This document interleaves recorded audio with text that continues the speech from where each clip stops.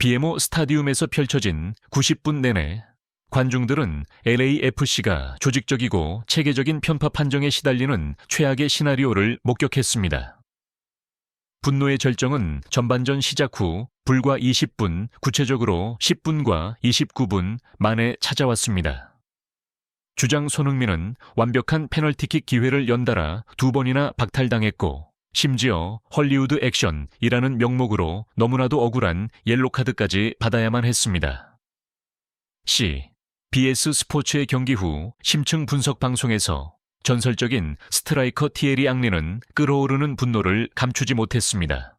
이 프랑스 출신의 전설은 방송 디렉터에게 뻔한 전술판 분석은 모두 치워버리라고 요구하며 오직 페널티 박스 안에서 발생한 손흥민의 2차례 충돌 장면만을 반복해서 틀도록 했습니다.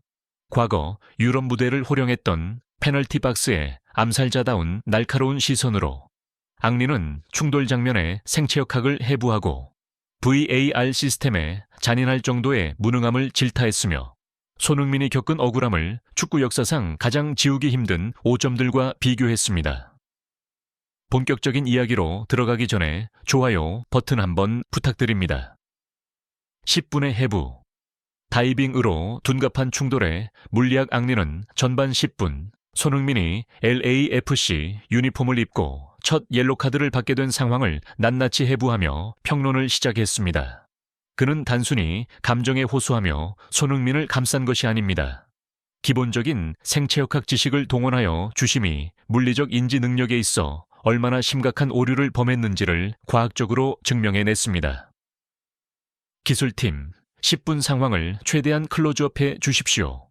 티에리 앙리가 터치스크린을 가리키며 격앙된 목소리로 말했습니다.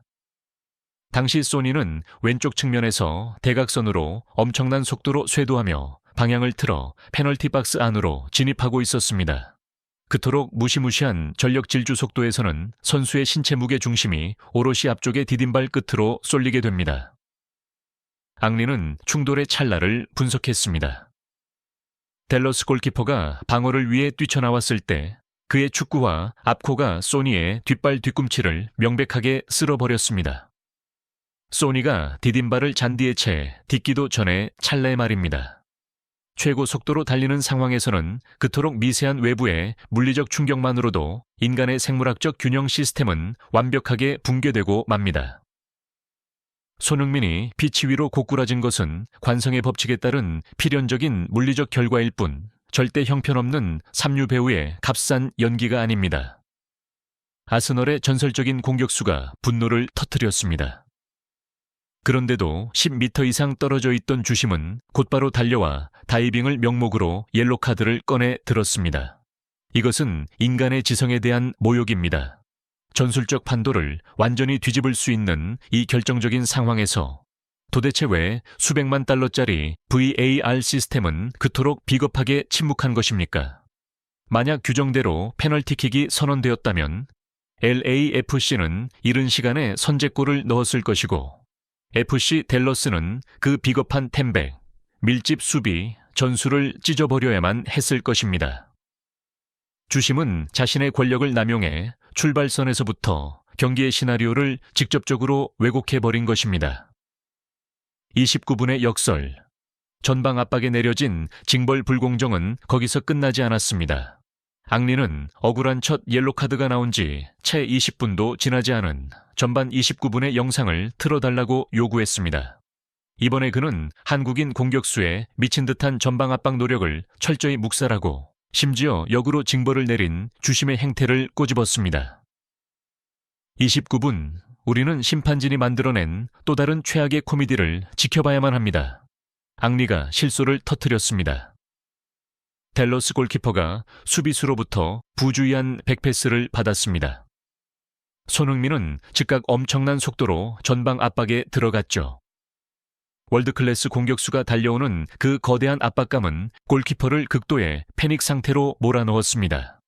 골키퍼는 공을 과감하게 걷어내는 대신 허둥대며 터치 실수를 저질렀고 한 박자 늦게 발을 뻗어 명백한 신체 접촉을 범하며 텅 빈 골문 앞에서 공을 가로채려던 소니의 발을 걸어 넘어뜨렸습니다. 앙리는 판정의 논리에 대해 날카롭게 반문했습니다. 당시 주심은 상황을 완벽하게 볼 수 있는 각도에 서 있었습니다. 그런데 그는 뭘 했죠? 경기를 진행하라며 손을 휘저었습니다. 도대체 머릿속에 무슨 생각을 하고 있었던 걸까요? 텅 빈 골망을 향해 골을 넣을 수 있는 너무나도 유리한 상황에서 성공적으로 압박을 마친 킬러 공격수가 불확실한 페널티킥 하나를 구걸하기 위해 돌연 잔디밭에 스스로 몸을 던졌을 거라고 생각한 걸까요? 또 한 번 주심의 휘슬은 침묵했고 VAR은 계속해서 눈을 감고 외면했습니다. 여러분, 전반전에 그 짧은 20분 동안 심판진은 두 골이나 다름없는 완벽한 기회를 뻔뻔하게 강탈해갔고 이 리그에서 뛰고 있는 세계 최고의 공격수 중 한 명이 뿜어내던 절정의 공격 리듬을 완전히 끊어버린 것입니다.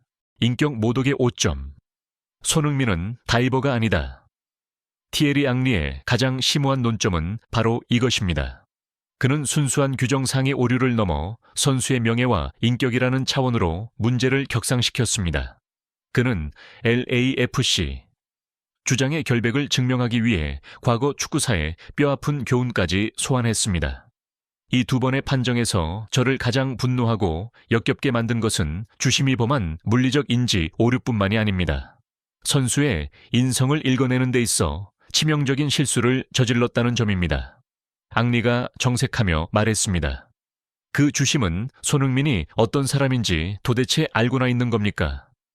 지구상에서 가장 험난한 무대인 프리미어리그에서 10년 넘게 헌신했고 이제는 MLS에서 뛰고 있는 그는 가장 잔인하고 끔찍한 태클 앞에서도 늘 꿋꿋하게 버텨온 선수입니다.